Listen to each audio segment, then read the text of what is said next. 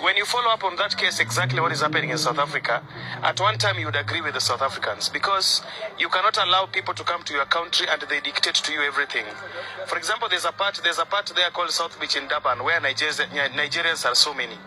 When a South African go there, not in South Africa, they'll ask him, what are you doing here?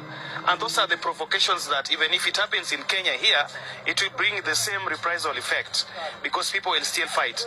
In fact, what happened in South Africa, when I talked to a certain journalist and I was asking her why exactly people are fighting, and she told me that there's a taxi driver who was carrying a Nigerian, was carrying drugs. So when this Nigerian guy, when this South African differed with this Nigerian who was carrying drugs on why he's selling drugs to the youth, these Nigerians called their fellow Nigerians and they beat this taxi driver to death, who was their compatriot who was killed.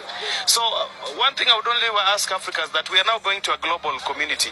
We must make sure that we live within the traditions and the norms of the people that we find there.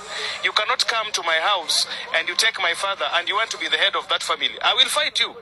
So the unnecessary provocation is not important. But what is going on in South Africa is a big problem that we have to condemn, all of us. The other Africans who have found themselves in the mix, it is unfortunate that it happened, but I think they should be able to find cover on where their people are and even carry their passport to say they are not Nigerians, because the target there is Nigerians. If you go to Congo, they are not comfortable with Nigerians. If you go to Zimbabwe and Zambia, they are not comfortable with Nigerians. In fact, even a country that is close to Nigeria as Ghana have a problem with the Nigerians. There is a problem, there is a general trait that Nigerians have. There's unnecessary aggression that other people don't find comfortable. Why do you think there's seemingly an influx of Nigerians in most African countries?